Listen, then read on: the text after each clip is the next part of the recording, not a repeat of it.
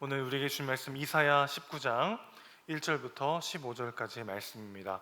구약성경 988면 이사야 19장 1절부터 15절까지의 말씀 제가 봉독하도록 하겠습니다.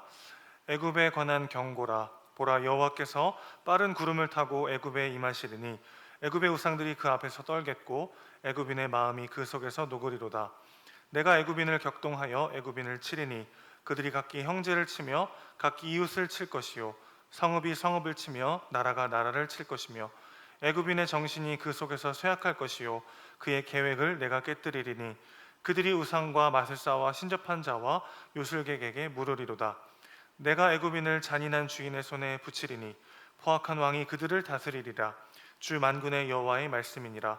바닷물이 없어지겠고 강이 잦아서 마르겠고 강들에서는 악취가 나겠고 애굽의 강물은 줄어들고 마름으로 갈대와 부들이 시들겠으며 나일 가까운 곳 나일 언덕의 초장과 나일강 가까운 곡식밭이 다 말라서 난려가 없어질 것이며 어부들은 탄식하며 나일강에 낚시를 던지는 자마다 슬퍼하며 물 위에 그물을 치는 자는 피곤할 것이며 세마포를 만드는 자와 배 짜는 자들이 수치를 당할 것이며 그의 기둥이 부서지고 품꾼들이 다 마음에 근심하리라.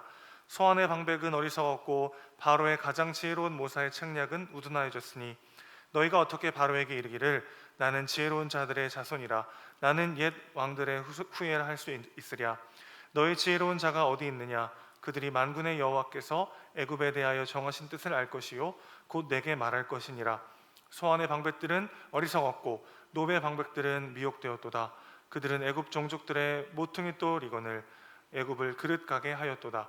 여호와께서 그 가운데 어지러운 마음을 섞으셨으므로 그들이 애굽을 메사에 잘못 가게 함이 취한 자가 토하면서 비틀거림 같게 하였으니 애굽에서 머리나 꼬리며 종려나무 가지나 갈대가 아무 할 일이 없으리라. 아멘. 오늘 본문은 애굽 심판에 대한 말씀입니다. 이 본문의 말씀은요, 이사야 13장부터 23장까지 이어지는 심판의 메시지의 일부분인데요. 하나님은 남유다를 비롯한 주변의 여러 나라들에 대한 심판의 메시지를 선포하고 계시고 그 안에서 애굽에 대한 심판도 선포되고 있음을 이해해야 할 필요가 있겠습니다. 그러니까 전체 열방에 대한 심판의 메시지 속에 애굽에 대한 심판의 메시지가 담겨 있는 것이죠. 남유다 주변 나라들에 대한 이 심판의 메시지를 이렇게 길게 기록하고 있는 이유는 무엇일까요? 열방의 주인이 하나님이심을 이사야는 지금 강조하고 있습니다. 이사야 13장에서 23장 안에는 총 12개의 국가가 나열되고 있습니다. 바벨론을 시작으로 아수르, 블레셋, 모압, 다메섹으로 대변되는 아람이 기록되어 있고요. 또 에브라임으로 대변되는 북이스라엘, 그리고 지금의 에디오피아인 구스, 애굽, 그 다음에 두마라고 기록되어 있는 에돔, 그 다음에 아라비아, 남유다, 그리고 두로와 시돈까지. 그런데 특별히 바벨론을 2번 기록하면서 12라는 숫자를 맞추고 있는 것을 보게 됩니다. 12는 성경에서 완전수이죠. 그러니까 하나님께서 열방 모든 나라들을 완전하게 통치하시는 하나님이심을 강조하고 있는 것입니다. 이사야는 이렇게 길고 자세하게 하나님께서 세상의 진정한 왕이심을 강조하고 있는 것이죠. 왜 그랬을까요? 그만큼 이스라엘이 하나님을 의지하지 않았음을 반증하고 있습니다. 이스라엘은 하나님보다 강대국들을 더욱더 의지했죠. 특별히 이스라엘은요, 애굽을 많이 의지했습니다.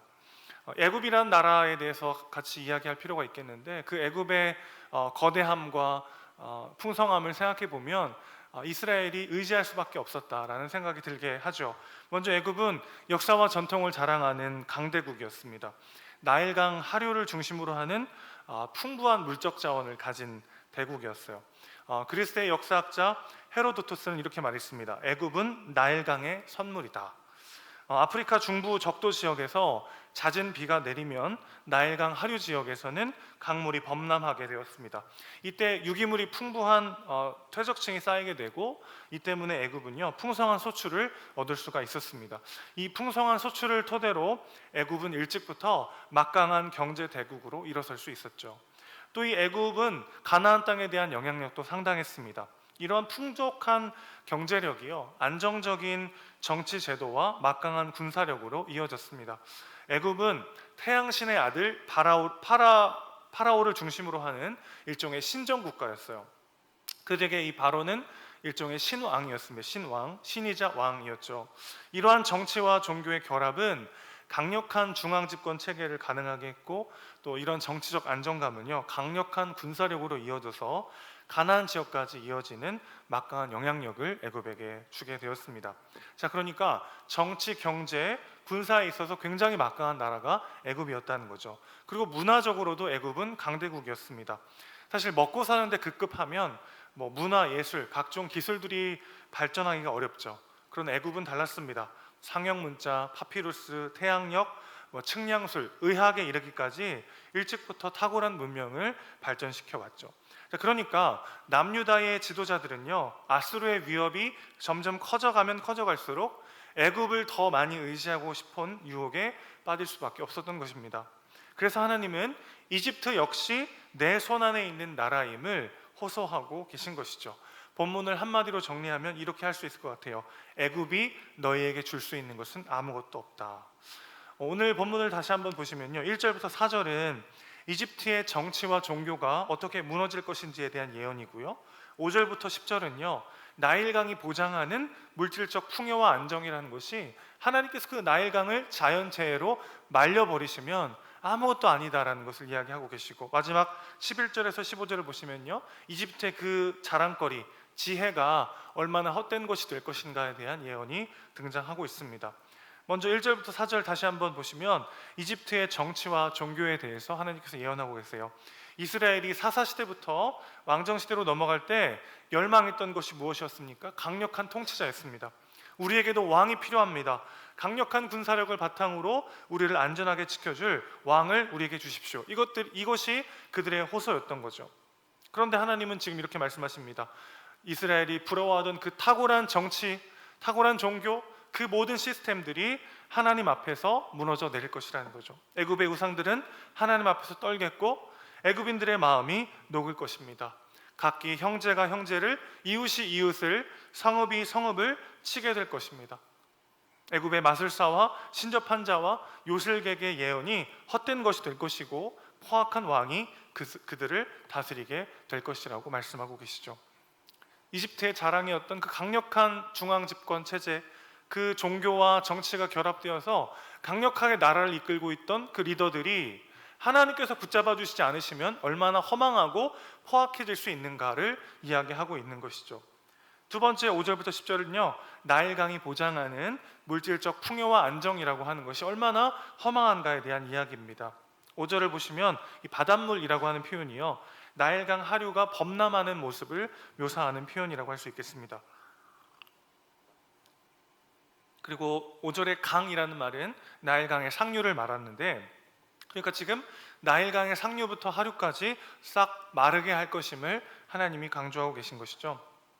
나일강이 마르면 이집트의 경제도 끝입니다. 나일강을 기반으로 하는 모든 산업이 심각한 타격을 입게 될 것임을 본문은 이야기하고 있습니다. 자, 그러니까 나일강이 보장하는 애굽의 그 영광이 사실은 하나님의 손 안에 있음을, 하나님께서 자신의 능력으로 그 나일강을 말려버리시면 정말 바람 앞의 겨처럼 순식간에 사라져버릴 수밖에 없는 것이 애굽의 경제력이요 그들의 번영이었다라는 것이죠.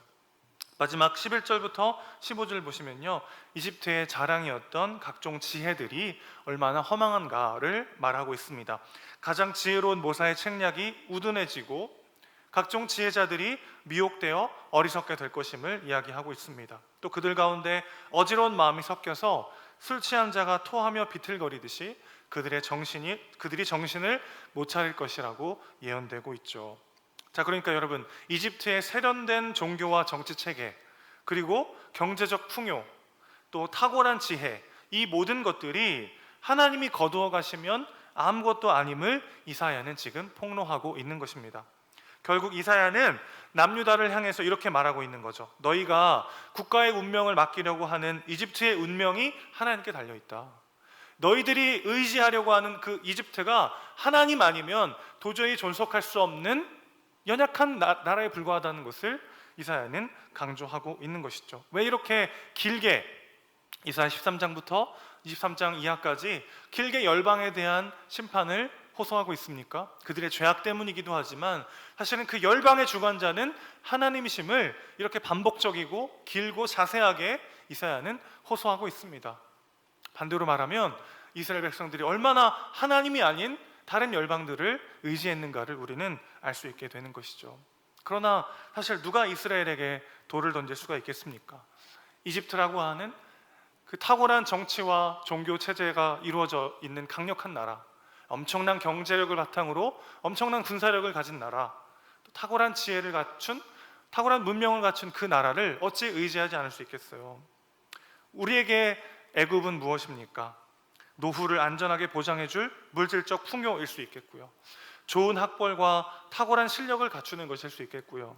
시대에 뒤떨어지지 않는 세련된 삶의 방식들일 수 있겠습니다. 이것들이 우리의 애굽이 되어서 우리를 유혹할 때가 참 많죠.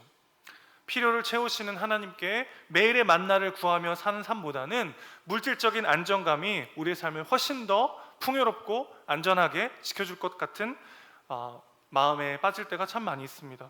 그래서 무언가 물질적으로 더욱더 많은 것들을 소유하지 않으면 안 될 것 같은 불안이 우리 안에 찾아올 때가 참 많이 있죠. 우리 자녀들이 하나님 앞에 신실할 때보다는 학교나 직장에서 탁월할 때 더 마음이 놓이는 것이 사실이기도 합니다. 또 우직하게 말씀 붙잡고 그 어떤 손해와 피해를 감수하며 사는 것은 나 혼자만 바보 되는 것처럼 여겨질 때가 참 많죠. 세상 사람들의 삶의 방식대로 세속적인 가치대로 살아가는 것이 지혜롭고 세련되고 합리적이라고 느껴질 때가 참 많이 있습니다. 우리에게도 사실은 하나님의 방식보다는, 하나님을 의지하며 살기보다는 애굽을 의지하여 살아가야만 삶이 보장될 것 같은 그런 불안함이 찾아올 때가 참 많이 있죠. 그런 우리에게 하나님은 동일하게 말씀하십니다. 애굽을 의지하지 말라. 애굽을 동경하지 말라. 그 모든 것은 하나님의 손안에 있는 것들이다. 하나님 한 분만을 의지하라고 오늘 하나님 다시 한번 말씀하십니다.